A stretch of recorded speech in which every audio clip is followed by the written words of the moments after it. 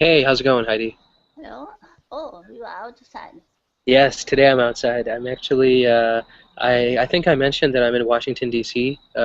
This week. So my friends are, they live nearby, and Mm, they went for a walk. So I'm also, I was relaxing outside, and it's time for class now. So where is it? In the garden or a park? yeah, this is just outside in one of the garden areas. Like there's like a park. It's like trees. There's kind of a very green place. So it's a nice place Oh, to have class. Yeah. yeah, very nice. Thank Yeah, you. absolutely. You're welcome. Hey, Ulisa, how's it going? Hi, Farhan. I'm good. What about you? Good, good. Everything's great. The weather is great today. So just relaxing outside in the green environment. So far, we haven't seen autumn-like temperatures, fall-like temperatures here. It's been generally very calm, very nice weather, even though it's middle of October. Nice. You have a nice view there. Yeah, it's actually really nice. I'm surprised by how nice it is outside today. Seems no wind and not hot, not cold. Yeah, it seems just normal. It gets there's a light breeze, so sometimes it gets a little windy. Mm. But besides that, I mean, it's very calm. I saw some squirrels running around. I saw some rabbits here. So, Oh, yeah, even the animals are, I think, enjoying the nice weather. Mm. Yeah. Washington, D.C. Yeah, right. In winter, we don't see anything here. I mean, Washington D.C. So, Yulisa, I'm in Washington D.C. Um, I'm not where I usually live. I'm on Oh, vacation this week. Yeah. animal, So, some animal part behind you. oh really? Yeah. Yeah. There are animals everywhere. One of them might even come up in front of the monitor. I don't know if they get close. But yeah, it's really nice here. I'm here to see my sister and some of my friends. They live in Washington D.C. So it's a nice day to be down here. this Mm. is in a park or it's a campus? Yeah, this is just in a park within an apartment complex. So this is an apartment building right here, and lots of other kind of buildings around this area. So it's a small park kind of inside the apartment area, inside the apartment complex. Nice, nice. It is nice, yeah. How did you guys have a good weekend? I spoke with Heidi yesterday, but what about you, Yulisa? Did you do anything interesting? Anything fun? Yes. Yesterday I went shopping to eat something and to watch a movie, but there were not so many good options. I only could watch an animated movie called well, in Spanish they call it Raining Hamburgers, but in English it's Uh-huh. totally Cloudy with a yeah. Chance of Meatballs. Yes, that one, the Cloudy second with part. a Chance of Meatballs, the second one. Okay, so Cloudy with a Chance of Meatballs, number two, right? So in Spanish they say la lluvia de hamburguesas. Hamburguesas. Ajá. Oh, wow, that's awesome. That's awesome. I'm actually very surprised because hamburguesa is not really meatball. Meatball is a little bit different. Yeah, they usually change when they translate it or doubt it. Uh-huh. That's Yeah. interesting. Do you guys have something similar to what in English we say meatballs? Like spaghetti with meatballs is very common in the United States. Do Mm, you guys have something I, like that? meatballs. I don't think so, but No. it is like albóndigas, I think. Mm-hmm. Uh-huh. Okay. Uh, I've never seen Bolas it, de carne. but yeah, that seems like it would be maybe too literal a translation. People wouldn't understand that it's a food item, I think. Maybe Yes, that's Spaghetti, that's why.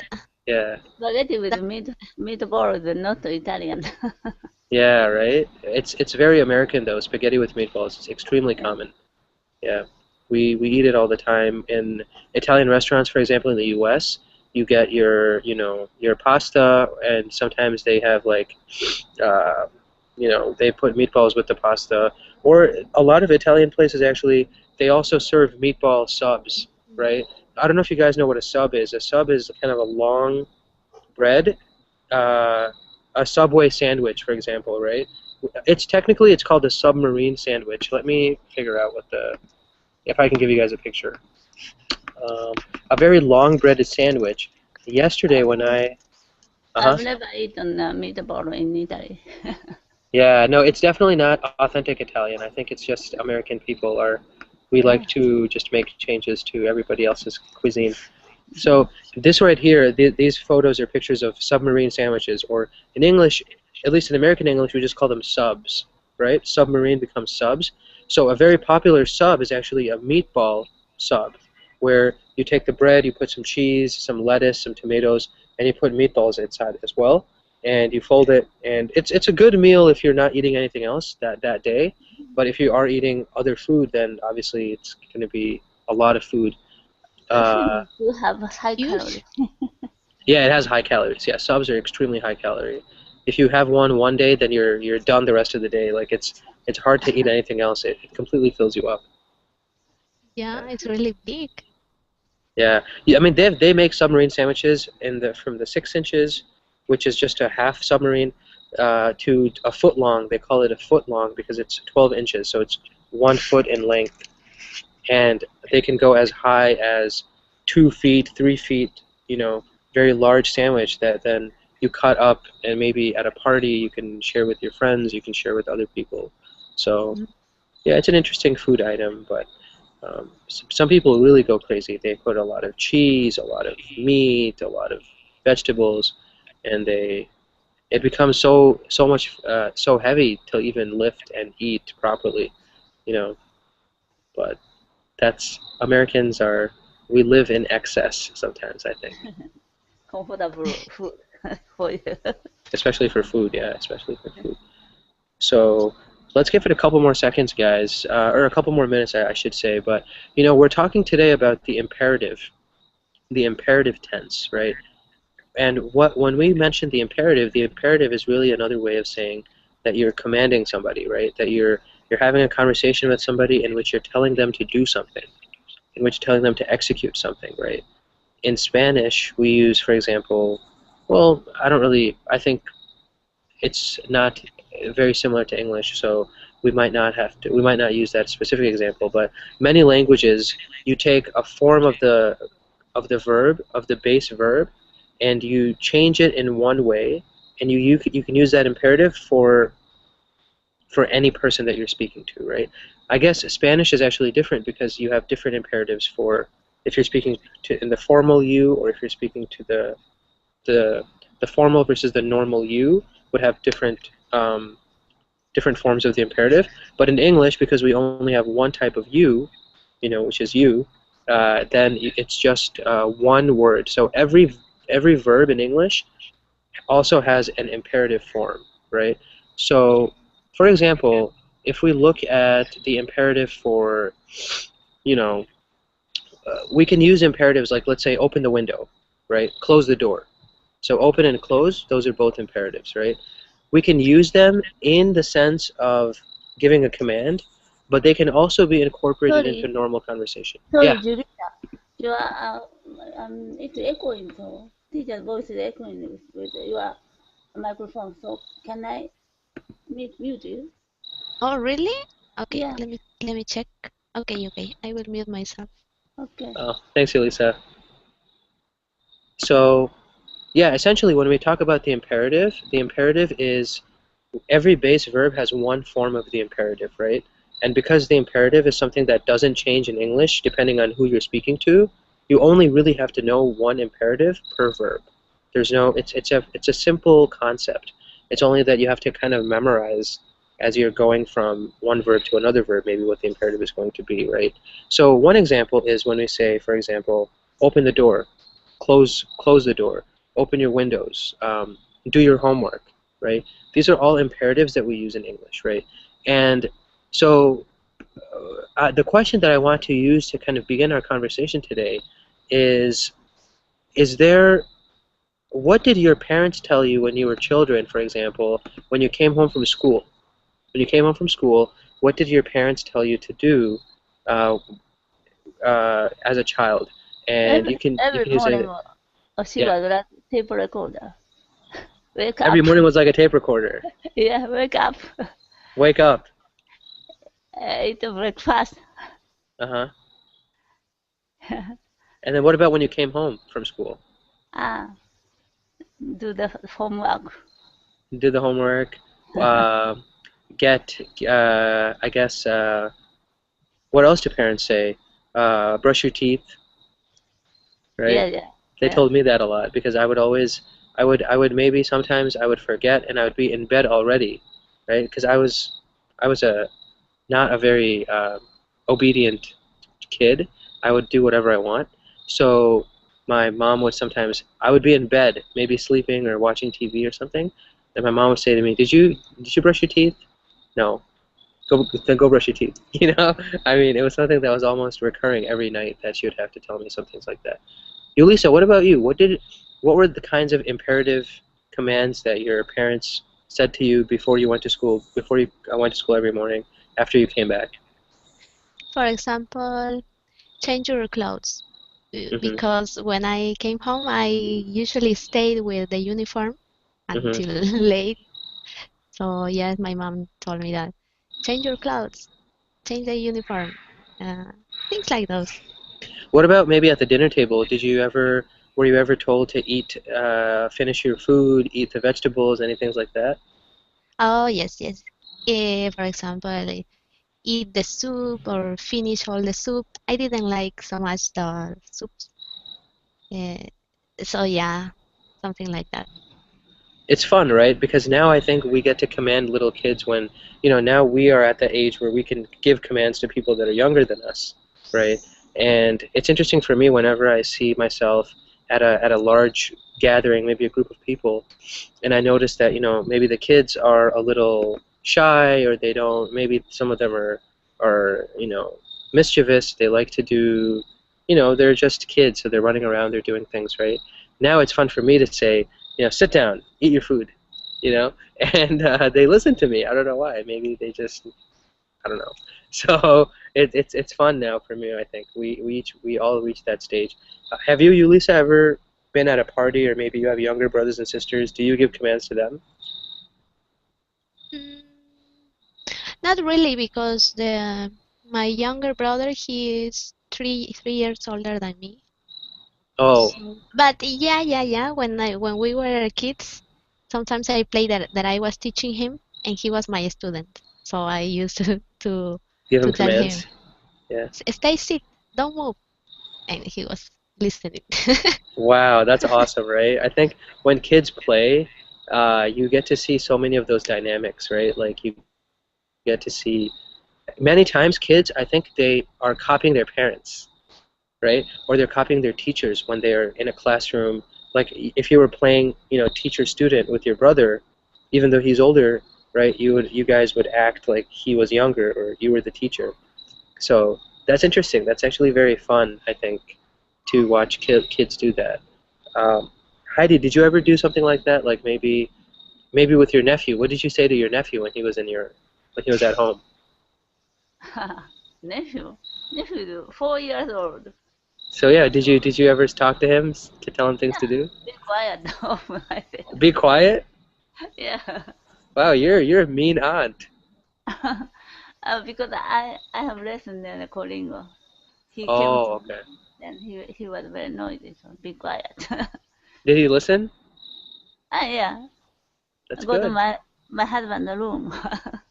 Nice, nice, yeah. So who's more dominating? Like, do we see kids? Are kids afraid of men, or are kids afraid of women? Are they afraid of their dads, or their mothers, or their uncles, or their aunts? Have you guys noticed? Maybe a trend. When I was a kid, Uh huh. I was a bit more afraid of my mother. She had a Really? more strict character. Now, not so much, but when we were kids, yeah.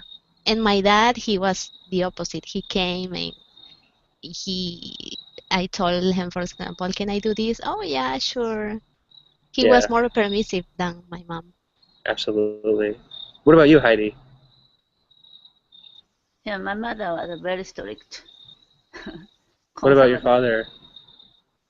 Uh, he didn't care of children so much. I think a lot of dads don't care. Like, I think my dad's the same way. He didn't give, he didn't pay so much attention when we were younger. I think he pays more attention now because now it's like like my sister and I, we're both adults. We are both figuring out what we want to do in life. I think he pays much more attention now. Like, okay, what is your plan? What is your goal? You graduated. What do you want to do? Those kinds of things. And my mother now is very relaxed.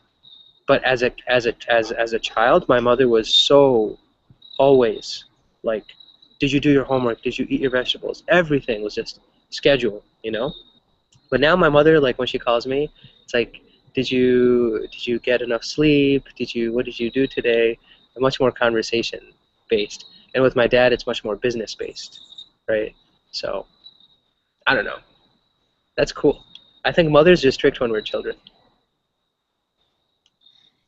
Yeah, they are more. I think it's because they are more close to us. In Uh-huh. my case, my dad, he was working, so she was the one who was more time to us, so she had to be more strict. Exactly. She had to While my control. dad, Yeah. yeah, while my dad, he spoiled us more. Oh wow, I see two bugs. They were like, wow, interesting. That's sorry about that, guys. But yeah, yeah. So the dad really spoils the kids, and the mom is the disciplinarian, right? So in English, a person who is strict, like for example, maybe a principal in a school or whatever, we call them disciplinarians, right? So you can call your mother if your mother is a very strict person. You can tell them, hey, my mom is a disciplinarian, right? She maintains discipline in the house, or in some cases, the father is a disciplinarian, right? So it's very interesting. Um, Thanks for sharing, guys. Let us get started now. So the lesson really revolves around the fact that with the imperative tense, there are really four common ways that we use them, right? The first would be to give a direct order to somebody. You can think of this as the military or maybe a mother talking to the child, right? Close the door, stop listening to music, right? Those are all um, imperatives in which we are giving a direct command, right?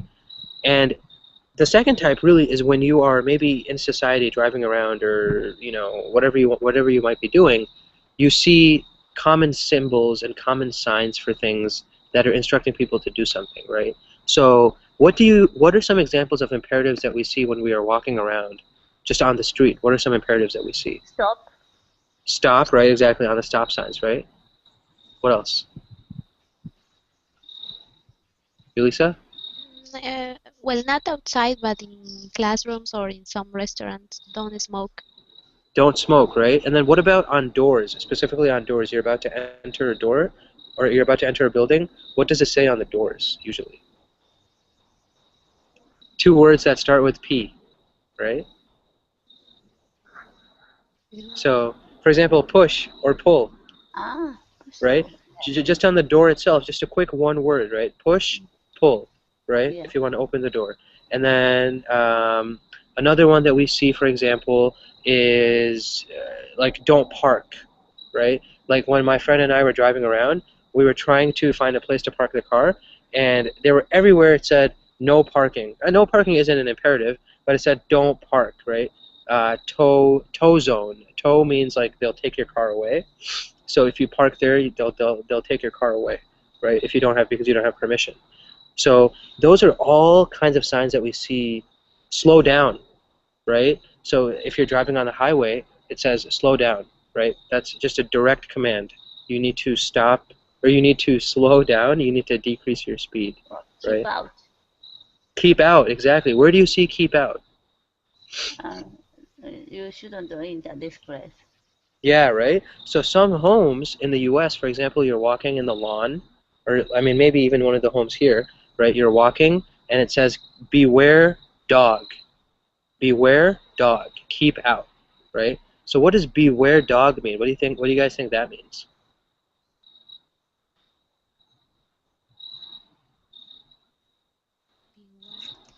Beware dog, right?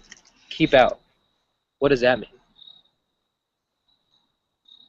Do you guys know what beware means? Beware is almost like in Spanish, cuidado, right? Beware, warning, right? Be aware that there is a dog in this house who is known to maybe jump out, maybe, bark at strangers, right? Beware dog or beware of dog, right? Keep out, right? And mainly we use this for the postal employees, right? Because the postal employees, no matter what, in the United States, we actually have a very nice saying for people who work in the United States Postal Service. We say, no matter snow, nor sleet, nor hail, they will always get the mail on time, right? They are the deliverers of the mail, no matter snow, nor sleet, nor hail, right? So, sorry guys. So those are all examples of imperatives, right? So, okay, why was I saying that? Because, for example, let's say the mailman wants to deliver at the house, right? Now, the mailman's job is to take the package or the letter all the way to the door. That's his job, right? Sometimes there's dogs, like people have animals that can bite you. I mean, if it's a very aggressive dog, the dog can bite you. So that's why the homeowner or the person puts a sign on their door saying, "Beware dog" or "Beware of dog, keep out," right? In that case, maybe the postal worker can call the house and say, "Can you please come outside," right? Because we do have cases in which dogs bite people. If the postal employee comes inside the door, there's a crazy dog there, it might bite the owner. It's different from Japan. Yeah. How is the case in Japan? I've never seen about dog. Really? We have Yeah. some crazy dogs here. I mean, if a dog is known to be violent, right, especially with strangers. Oh, I thought there was an animal here. Never mind. If a dog is known to be a dangerous kind of violent animal, then the owners put that sign, right? So it's with keep out. Keep out works a lot with that. Beware. Yulisa, any questions on that? No, it's clear. Okay, fantastic. So that was the second type, right? Signs we see in society, signs we see on the street. The first type was just a general command, maybe an army officer, maybe a mother to her child, right? The third type of example is when we are using a more kind expression of imperative to describe, like to invite people into your house, right? What are some ways that you can use an imperative to get people to come into your house? Maybe you just open the door for them. What can you say? Please come inside. Please come inside, right? Fantastic. Come inside, right?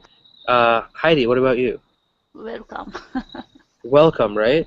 Welcome to my home, right? What's another thing you can say? Now they're inside your home. What do you say to them? Please have a seat. Please have a seat. Exactly, right? Or please take a seat, right? Take. Or have a seat or take a seat. Both of them are perfect. Both of them are perfect. What about if you... Be at your home like that. Okay, so how do we say that? We say, make yourself at home. Yes. Right? Make yourself at home, Yes. right? So even a lot of Americans who don't know Spanish, Lisa, you'll find this funny, I think. They say, mi casa es su casa, right? Even, los gringos, even they say it because they learn this phrase, maybe from movies or music, and they say it all the time, Mi casa es su casa, amigo, come on in. Like especially young people say that because they're funny, whatever. They do it with their friends, right? But make yourselves at home, right? Or if you're talking to more than one person, make yourselves at home, the reflexive, or make yourself at home, right? So that's a very, very common way and a very nice way, right? What about when you are presenting food to somebody? What can you tell them? Like they're in your house, they sat down, they made themselves at home. Now, how do you give them food? How do you have them eat the food that you're giving them? I don't know if I should say please in all of them. Does it sound... Yeah, no, you can say please in all of them. I think that makes it very nice, right? I thought help, but... Please help yourself. Yes. Help yourself. Please help yourself, right? Or help yourself to the bar, help yourself to the drinks, help yourself to the food, right? Help yourself to whatever, please help yourself, right? It's a very nice way. Please make yourselves at home. Please take a seat. Please help yourself, right? And so it's a very... Do you say, for example, make yourself comfortable? Make yourself comfortable. Yeah, that works perfectly, right? Make yourself comfortable. Help yourself to whatever you like. Make yourself comfortable. Exactly. Those are all great ways to invite people who are in your house, inviting them in, inviting them to food, inviting them to kind of everything that is going on, right? Um, very, very good, very good. So that was the third type, guys. The fourth type, we have, you can give an imperative when you are also giving friendly advice, right? So you're giving friendly advice to somebody, you're talking to your friend, right? How could you talk to your friend and let's say you're giving them advice about their health, right? So Yulisa, how would you talk to a friend if you're giving him or her advice about their health? I would start with take this piece of advice. Mm-hmm. Or what? Maybe Yeah, go ahead. Go ahead. Go ahead. it depends on the case, but for example, take this piece of advice. If you want to feel more energetic during your day, you can sleep at least 7 hours. Yeah. So you can is really good, but it makes it less imperative, right? If you remove the you can, I think that's a really good way to do it, Ah, right? okay. Sleep then. If you Yeah. want Right. to feel more energetic, sleep 7 hours during the night. Fantastic. Fantastic. If you want to feel more energetic, sleep 7 hours a night, right? Or sleep 7 hours per night, right? Or you can even say sometimes friends are very resistant to us giving them advice, right? Listen to me, right? That's a good way to start. Listen to me, right? Uh, Listen to me. I want to help you, right? Listen to me. Drink water instead of drinking soda, right? Walk 6 miles. No, that's a lot. Walk half an hour a day, right? Walk outside half an hour a day, right? Those are all great ways that we can give our friends advice. That it doesn't seem like it's a command. It's much more calm way of saying, do something, right? Heidi, what would you maybe say to your friends if you were giving them advice about something? If I say Japanese, maybe tell me if I can help you. Tell me if I can help you. Okay. Yeah. And that's a very polite way of asking them something, right? What about, let's say your friend is very sick, right? They're in the hospital, or this person is in the hospital. How could you give them friendly advice in that sense?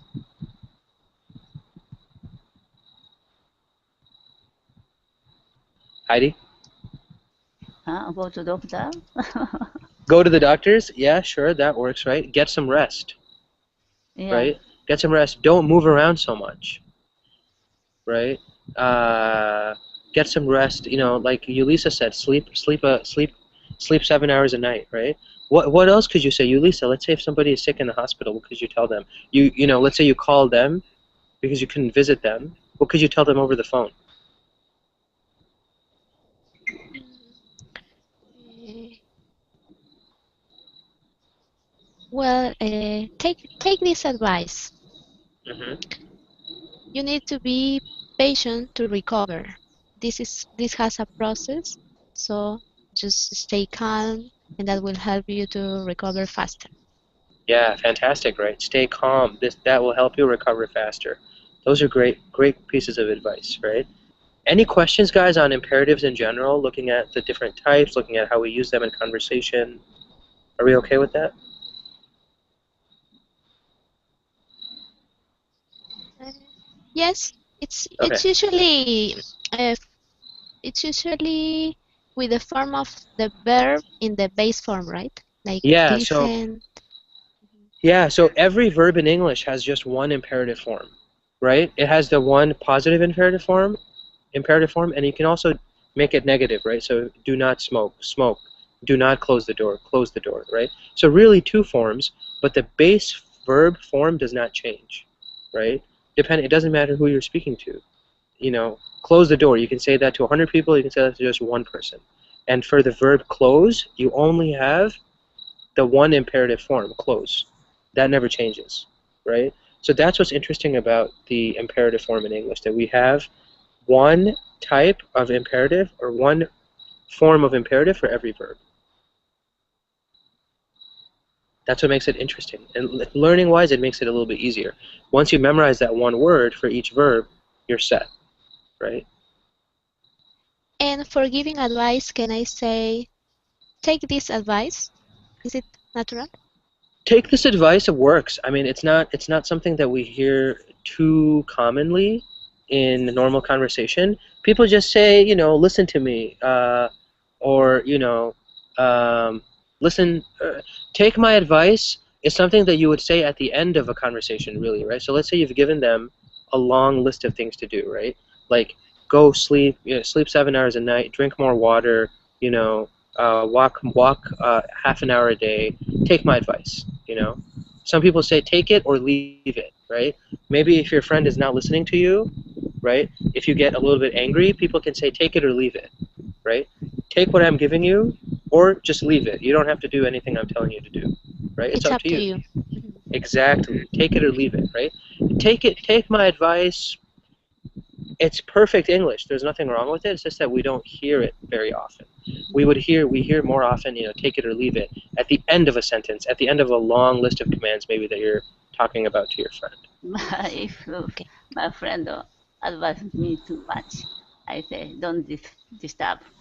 Leave me Yeah. alone. Yeah, leave me alone. Don't disturb me, right? Those are all other ways to use these imperatives, right? Um, and for the second example, for don't disturb me, right?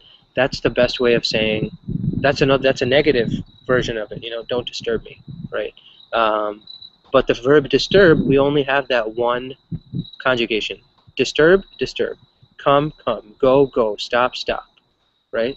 No other changes to the verb are necessary, right? So with some verbs, like, have fun, right?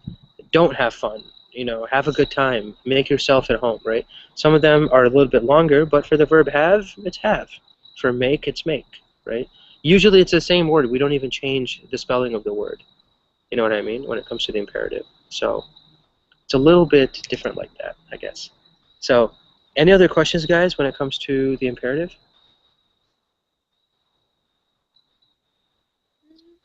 No. Okay. Awesome. So let's get started, guys, with the article then. We have an interesting article today, and I like it because I think it's very relevant to a lot of people around the world, right? And not a lot of people in the U.S. know about this issue, even though the U.S. has similar challenges when it comes to the access to education, right? When it comes to access to education, the United States is still working hard in delivering education in a proper way to the majority of the people here. And one of the biggest things for us is the cost of education is extremely high, right? So today we read about Mexico, actually, right? So it's a neighbor of the United States. And what I didn't know until I read this article was how limited access to quality education is for many, many Mexican students, right? So I'm going to start screen sharing here, and let us take a quick look to see what is going on in Mexico, right? So do you guys all see the article? Yes. Okay. Lack of university spots cut short the dreams of so many. Many of Mexico's college rejects hail from working-class barrios or slumping rural villages. They're often the first in their families to reach for a university degree. Mexico City, Mexico. Some 26 million children and young adults hit the books again in Mexico, striving against the odds for the education they desperately want. Despite decent grades and years of hard work, Victor Mendez, 19, likely won't be among them. He's one of hundreds of thousands of high school graduates turned away this summer from the country's overwhelmed public universities. The schools are so crowded, admissions have been restricted to those students with the highest grades and entrance exam scores. And private universities, prohibitively expensive for most families and often of terrible quality, are an option for few. Like Mendez, whose father is a street vendor in a dusty, poor town on Mexico City's eastern fringe, many of the public university rejects hail from the gritty, working-class barrios and slumping rural villages where most Mexicans live. They're often the first in their families to climb within reach of a university degree. Now they're being told not to bother. It's very important for me to be able to get ahead, for the country to grow socially and economically, Mendez said. But they exclude you more every time. For several decades, a succession of Mexican presidents has pushed to improve the country's glaringly inadequate public education system. To the fury of powerful unions, President Enrique Peña Nieto and legislators are fine-tuning reforms that would, among other things, force teachers to pass exams to keep their jobs. Striking teachers have idled 2 million students in 4 Mexican states. Most Mexicans of a generation ago, especially the poor majority, were lucky to finish 6 years of grade school. Today, virtually every Mexican child up to the age of 14, is studying, according to the Organization for Economic Cooperation and Development. Still, only half of Mexico's current primary school students are expected to earn high school diplomas, the OECD estimates. Little more than a quarter will study beyond that. Mexico this year ranks first among the 34 OECD countries for high school dropouts and last in the percentage of students seeking bachelor's degrees. Only 12% of Mexicans in their 20s are studying, less than half the OECD average. They've cut short the dreams of so many of us, said street vendor Jaime Acosta, 28, who finished high school at 22 and still hopes to enter university despite being rejected 4 times. It's a constitutional right that's not being fulfilled, said taco vendor Arturo Espinal, 50, whose daughter was among thousands turned away this year by Mexico City's mammoth National Autonomous University, UNAM, ranked as the second best public university in Latin America. The government officials say youths are the future of Mexico, and then they leave them in the street. Mexico's population has surged by more than half in 3 decades to 118 million, jamming far more workers into the economy than it can absorb. Many university graduates face despairingly low salaries and slow advancement, even if they're able to land jobs in their chosen fields. But those lacking degrees too often face lives of dead-end labor, paying $100 a week at best. The minimum wage lets you live just day to day, said Dalia Flores, 21, 3.5 years into a 5-year urban planning major at UNAM, which has more than 300,000 students enrolled across several campuses and a network of high schools. We are studying so we don't face that. With a university-educated father, recently retired from a government career, Flores counts herself among Mexico's lucky few. As a graduate of one of UNAM's prep schools, she had admission preference to the university over outsiders like Mendez. With a degree, a career with Mexico City's government is almost guaranteed, paying a wage that will allow her to have her own home, a car, a life. We are the generation that is preparing, Flores said, taking a breath after a morning of classes at UNAM's architecture building. As young people, we have a different perspective. It's easier for us to contribute ideas, to help the country. Mendez and the many thousands of other university rejects want the same chance. After weeks of protests this summer, including a sit-in at UNAM's main offices, Mexico's education officials have agreed to open fewer than 1,000 more slots at Mexico City's 3 main public universities. You have to struggle, said Mendez, who hopes to get an accounting degree if he lands one of the newly opened slots. To get a job, you need an advantage. Right? I think that article is phenomenal. I love that article. It is taking the perspective of so many different people, right? So you're looking at a guy who is a taco vendor in the streets of Mexico City, right? He sells tacos. He's not a wealthy man, right? His daughter wants to go to UNAM, which is Universidad Nacional Autónoma de México, probably the best university in Mexico and one of the best in Latin America, right?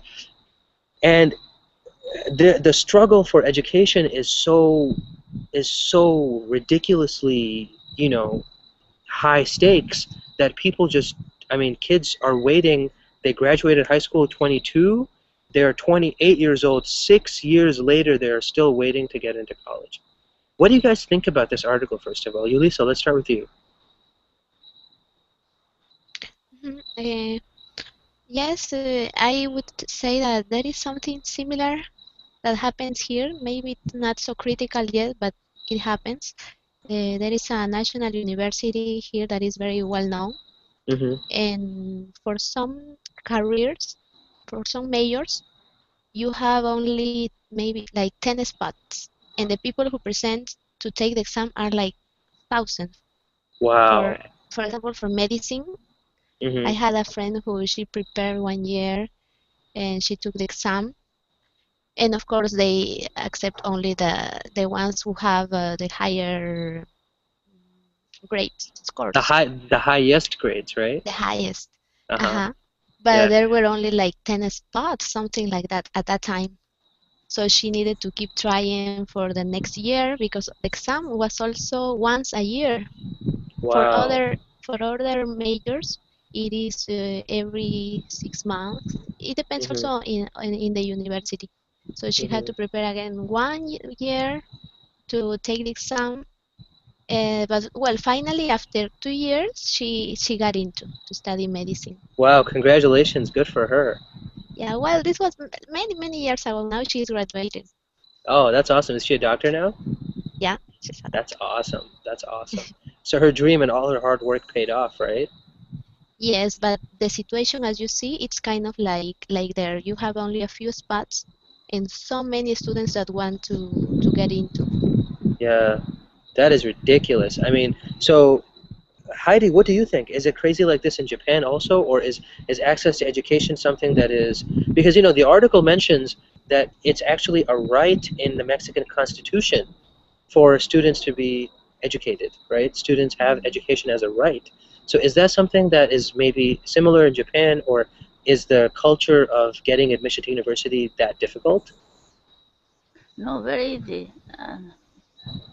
Young generation now is shrinking. Population is shrinking every year. Mm-hmm.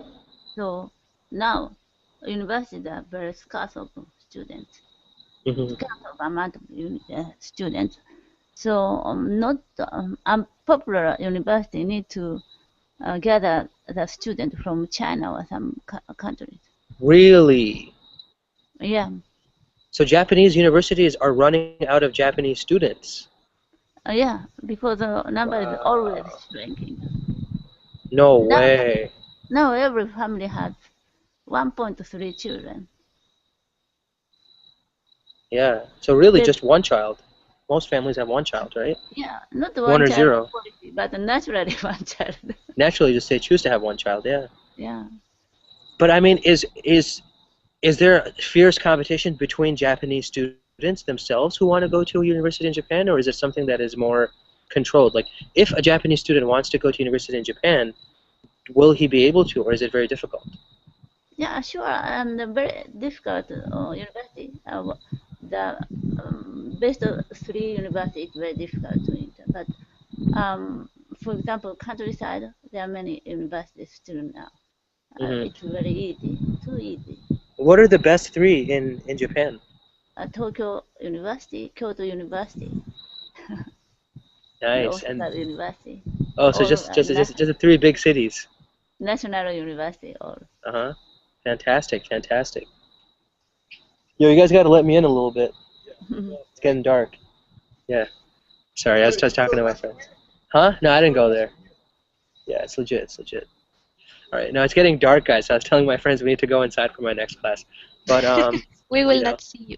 I know, right? It's kind of crazy. You guys only see my teeth, nothing else. Um, so yeah, I agree completely that it's something that really enables, I think, educational opportunity, right? It's kind of an international struggle, right? In India, for example, where my parents come from, or my parents are from Bangladesh, same thing. They're next to each other, right? You have 10 million students, 10 million students who are graduating, I think, from high school every year, and they are all interested in getting into the top programs. If you want to become an engineer, if you want to become a doctor, right? There's maybe 1,000 slots, right? So 1,000 is one with three zeros after it, and there are 10 million students, right? So what does that come out to? It comes out to like Many seven. Indians go I to mean, America, right? yeah, a To lot of study. them come to the U.S., right? A lot of them come to the U.S.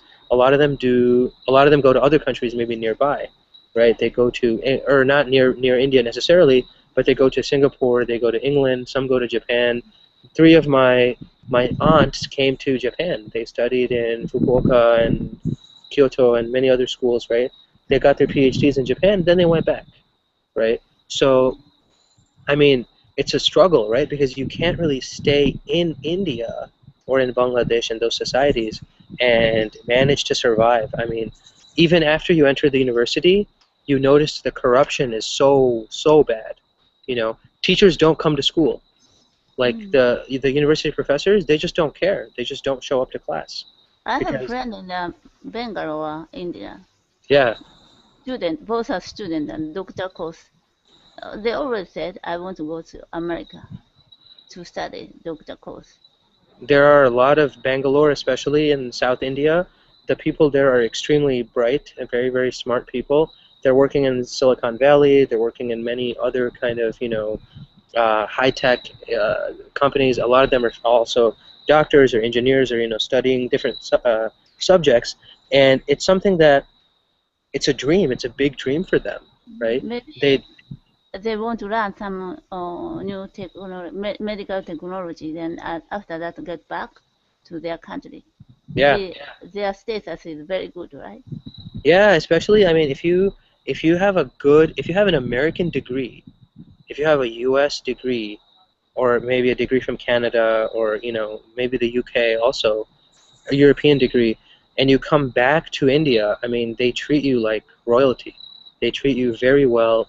You will probably immediately become, if you want to be a professor, you probably immediately become a professor at a very young age or as soon as you come back, right? They give you a good position, a good salary. You have access to a good home, nice nice things, and I mean it's nice to have those options, right? Um, Guys, do you guys mind if I walk and talk? Because right now I'm not going to be able to. I think you guys will just not see me in the next 5 minutes. It's like very dark here, so I'm going to walk and talk at the same time. I can Um, see you slightly. you guys, I know, right? This is bad right now. Sunset was like a half an hour ago. Okay, let's see. What were the questions that I had for you guys? So we are talking about imperatives, right? How could we, like, let's say, Yulisa, that you are a student in, Mexico. How could you request the government to make the admission process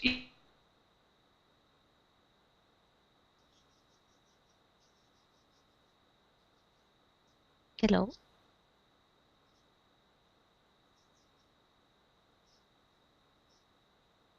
Oops.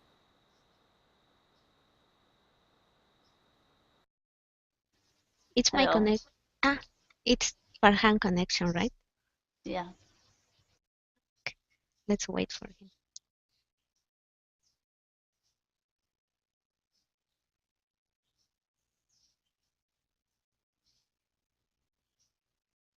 He's walking.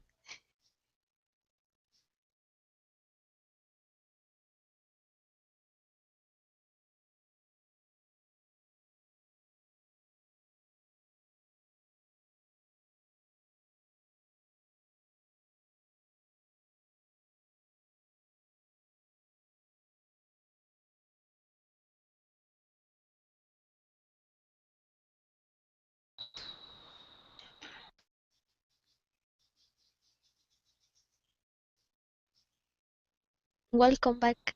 Hey, But can you guys see me? You guys probably can't see me, right? Yeah, hello. yeah, It's bad now right now. yes. All right, I'm gonna wait like 12 minutes. I'm just gonna wait until the end of class to move because I think my internet will get disconnected if I move. So, anyways, did you guys, Yulisa, did you hear the question I was asking?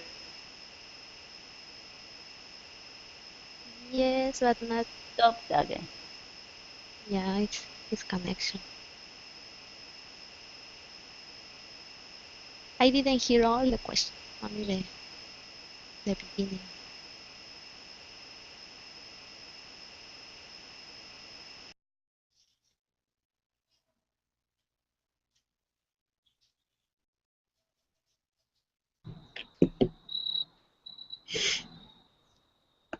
Hey, can you guys hear me? Yes. Hello. Now, yes. Alrighty, sorry guys, something's happening. Something with my internet was a little crazy. Okay, so Yulisa, I was asking you a quick question before we had to change subjects. If you were one of these people in Mexico, how would you demand that the government, for example, allow more students into the universities? How could you say that, or how could you ask for that from the government? Mhm. Well, it's difficult. But I think it would depends also on what is happening inside these public universities. Maybe there are students who are taking like more than 5 years to finish their. Uh-huh, I'm back. Okay. Maybe there are students there who are taking more than 5 or 6 years to finish their careers. So Uh-huh. that's why new students cannot come in. So perhaps there should be a reform to try to make students to be mm, more responsible on their studies so that they can finish on time, because we have also that problem that there are students who are like 8 years, 9 years in university Hmm. and they don't finish. So how can we expect that more students can come up if we still have these eternal students inside? Eternal students, yeah, Mhm. exactly, right? These guys are just not graduating. I mean, when are they going to leave and make space for the other students, right? Yeah, right. Um, but how would you say that to the university? How could you use the imperative? Ah, please make a reform uh, in the rules for students that get into university. Uh-huh. Please reform the rules or make a reform for the students so that are who want to be accepted by your university, right? Um, Fantastic. I think that's a good way of thinking about it. Heidi, what would your approach be? Would you say something different? Yeah, maybe there are lack of university, so maybe they should ask some other countries to invite the university. Mm-hmm.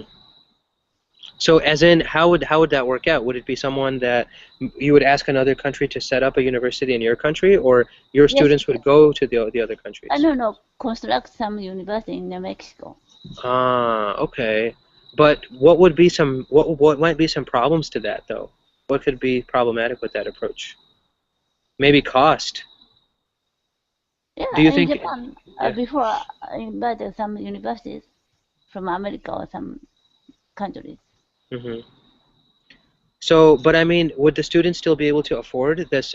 What would be that other country's incentive for establishing a school in Mexico, for example?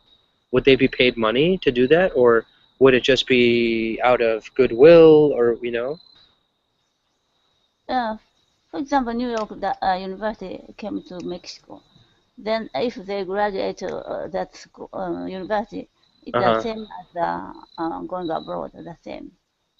Hmm. Interesting. Yeah. So we have campuses for different universities in different countries, Mm. right?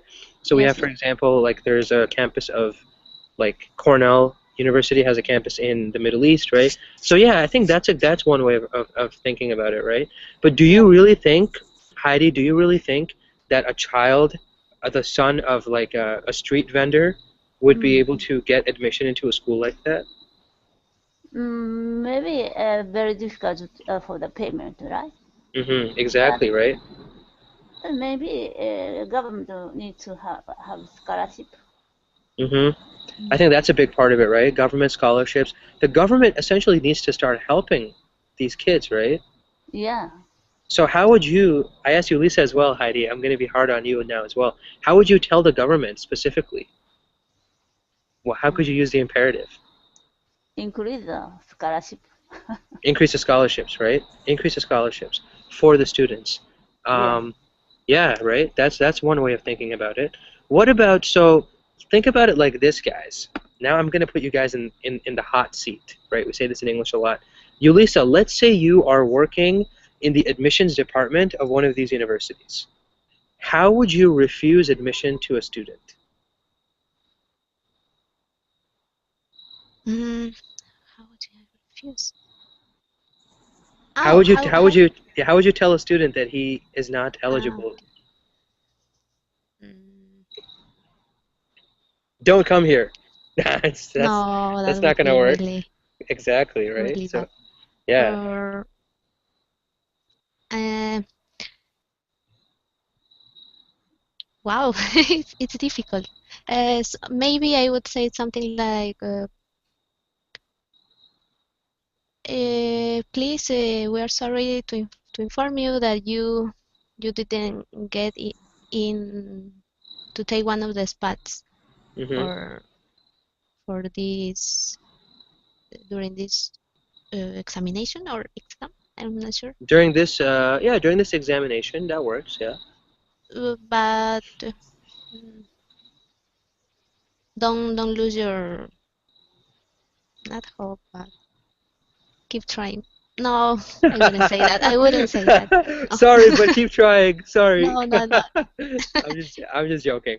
No, but maybe you can think of it like this, right? Maybe you can say something like, "Please consider applying next year, or please consider applying to one of our um, affiliate programs, maybe in another part of the country. Maybe please consider applying to this program in, Veracruz or some other city, right? If you're in Mexico, so you can maybe give the student an option, right? You didn't get admitted to the best university in the country, but why don't you try and maybe applying to this program, maybe applying to that program? Please Yeah, consider applying. I Giving remember options. several Giving them months options. ago, Yeah, go ahead, Japan Heidi. Japan Prime Minister went to India. Shinzo Abe. Yeah, then Yeah. he promised to the government to invest some university, Hmm. maybe the best university in India. Wow. That's really good. It's going to be very helpful for Indian students because Indian students are very interested in leaving India and going to other countries for their education, right? Maybe even India is a lack of university, right? Oh yeah, I think there are not enough universities in India. So many people. I mean, it's ridiculous the number of people. Guys, if you guys don't mind, I want to cut class short by just a couple of minutes because I want to go inside and set up with the computer where there's light so people can see my face. Yeah, okay. Um, but my class will start again in maybe 3 to 5 minutes as soon as I go inside. So you guys are welcome to join that as well. Thank you for an Okay. amazing Good. class. Bye. Did you guys have any questions about the imperative at all before we leave? No. No, it was clear. Okay, fantastic, guys. I'll see you guys soon if you want to Yeah. join the next class. Otherwise, I'll see you guys later. So have a good rest of the day. Bye bye. Thank you. Alrighty, See take you. care, guys. Bye Yeah, bye. bye bye. To a foot long, they call it a foot long because it's 12 inches, so it's 1 foot in length, and they can go as high as 2 feet, 3 feet. Very large sandwich that then you cut up, and maybe at a party you can share with your friends. You can share with other people. So yeah, it's an interesting food item, but some people really go crazy. They put a lot of cheese, a lot of meat, a lot of vegetables, and it becomes so heavy to even lift and eat properly, you know. But that's Americans are we live in excess sometimes, I think, Comfortable food for you. especially for food. Yeah, especially for food. So let's give it a couple more seconds, guys, or a couple more minutes, I should say. But we're talking today about the imperative tense, right? And when we mention the imperative is really another way of saying that you're commanding somebody, right? That you're having a conversation with somebody in which you're telling them to do something, in which you're telling them to execute something, right? In Spanish, we use, for example, well, I think it's not very similar to English, so we might not use that specific example, but many languages, you take a form of the base verb, and you change it in one way, and you can use that imperative for any person that you're speaking to, right? I guess Spanish is actually different because you have different imperatives for if you're speaking to in the formal you, or if you're speaking to the the formal versus the normal you would have different forms of the imperative.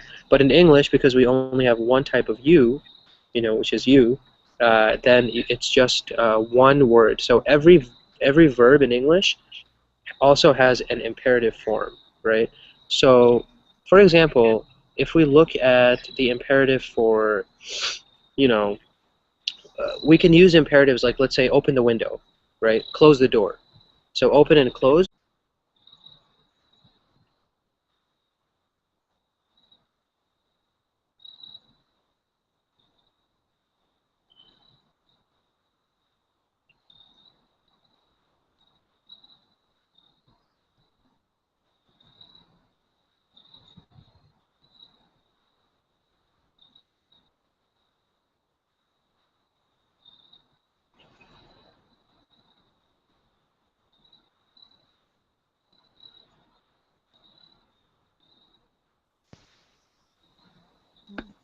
Hey, how's it going, Heidi? Hello? Oh, you are outside. Yes, today I'm outside. I'm actually, I think I mentioned that I'm in Washington, D.C. This week. So my friends are, they live nearby, and Mm. they went for a walk. So I'm also, I was relaxing outside, and it's time for class now. So Where is it? In the garden or a park? yeah, this is just outside in one of the garden areas. Like there's like a park. It's like trees. It's kind of a very green place. So it's a nice Oh, place to have class. Yeah, yeah, very nice. Thank yeah, you. absolutely. You're welcome. Hey, Ulisa, how's it going? Hi, Farhan. I'm good. What about you? Good, good. I'm everything's great. The weather is great today, so just relaxing outside in the green environment. So far, we haven't seen autumn-like temperatures, fall-like temperatures here. It's been generally very calm, very nice weather, even though it's middle of October. Nice. You have a nice view there. Yeah, it's actually really nice. I'm surprised by how nice it is outside today. Seems no wind and not hot, not cold. Yeah, it seems just normal. There's a light breeze, so sometimes it gets a little windy. Mm. But besides that, I mean, it's very calm. I saw some squirrels running around. I saw some rabbits here. So, in the United States, do you guys have something like that? Meatballs. I don't think so, but No. it is like albóndigas, I think. Mm-hmm. Mm, Okay. ah, I've never seen bolas it, de carne. but yeah, that seems like it would be maybe too literal a translation. People wouldn't understand that it's a food item, I think. Maybe Yes, that's that's why. yeah. Spaghetti with That, meatballs, not Italian. Yeah, right. It's very American though. Spaghetti with meatballs. It's extremely Yeah. common. Yeah, we eat it all the time in Italian restaurants. For example, in the U.S., you get your pasta, and sometimes they have like, uh, they put meatballs with the pasta. Or a lot of Italian places actually they also serve meatball subs, right? I don't know if you guys know what a sub is. A sub is kind of a long bread, uh, a Subway sandwich, for example, right? It's called a submarine sandwich. Let me figure out if I can give you guys a picture. Um, a very long breaded sandwich. Yesterday when I've never eaten meatball in Italy. yeah, no, it's definitely not authentic Italian. I think it's just American people we Oh. like to just make changes to everybody else's cuisine. So this right here, these photos are pictures of submarine sandwiches, or in English, at least in American English, we just call them subs, right? Submarine becomes subs. So a very popular sub is actually a meatball sub, where you take the bread, you put some cheese, some lettuce, some tomatoes, and you put meatballs inside as well. And you fold it, and it's a good meal if you're not eating anything else that day. But if you are eating other food, then obviously it's going to be a lot of food. It Uh, seems to have high huge. calorie. Yeah, it has high calories. Yeah, subs are extremely high calorie. If you have one day, then you're done the rest of the day. Like it's hard to eat anything else. It completely fills you up. Yeah, Yeah. it's really big. Yeah. Yeah, I mean they make submarine sandwiches in the from the 6 inches, which is just a half submarine. Oh, Yeah, even the animals are I think enjoying the nice weather. Mm. Yeah. Washington, D.C. Yeah, right. In winter we don't see anything here. I mean, Washington D.C. So Yulisa, I'm in Washington D.C. Um, I'm not where I usually live. I'm on Oh, vacation this week. Yeah. animal, So, some animal part behind you. oh really? Yeah. There are animals everywhere. One of them might even come up in front of the monitor. I don't know if they get close. But yeah, it's really nice here. I'm here to see my sister and some of my friends. They live in Washington D.C., so it's a nice day to be down here. This is in a park or it's a campus? Yeah, this is just in a park within an apartment complex. So this is an apartment building right here, and lots of other kind of buildings around this area. So it's a small park kind of inside the apartment area, inside the apartment complex. Nice, nice. It is nice, yeah. How did you guys have a good weekend? I spoke with Heidi yesterday, but what about you, Yulisa? Did you do anything interesting? Anything fun? Yes. Yesterday I went shopping to eat something and to watch a movie.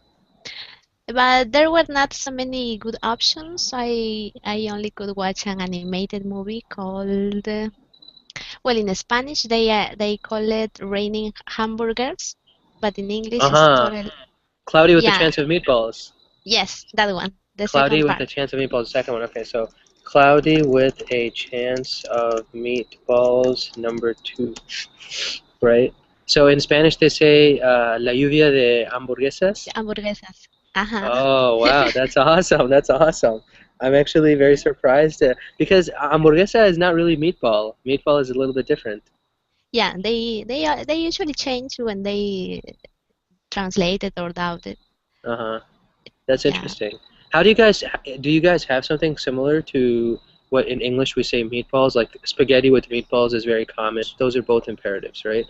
We can use them in the sense of giving a command, but they can also be incorporated into Sorry, normal conversation. sorry, Yeah. Julia. You are, it's echoing, so teacher's voice is echoing with your microphone. So can I mute you? Oh, really? Okay, Yeah, let me check. Okay, okay. I will mute myself. okay. Oh, thanks, Elisa. So, yeah, essentially when we talk about the imperative is every base verb has one form of the imperative, right? And because the imperative is something that doesn't change in English depending on who you're speaking to, you only really have to know one imperative per verb. There's no it's a simple concept. It's only that you have to kind of memorize as you're going from one verb to another verb, maybe what the imperative is going to be, right? So one example is when we say, for example, open the door, close the door, open your windows, do your homework, right? These are all imperatives that we use in English, right? And so the question that I want to use to kind of begin our conversation today is there, what did your parents tell you when you were children, for example, when you came home from school? When you came home from school, what did your parents tell you to do uh, as a child? And you Every can use morning, it. she Yeah. was like tape recorder. Wake Every up. morning was like a tape recorder. Yeah, wake up. Wake up. Eat breakfast. Uh-huh. And then what about when you came home from school? Ah, do the homework. Do the homework, uh, get, I guess, what else do parents say?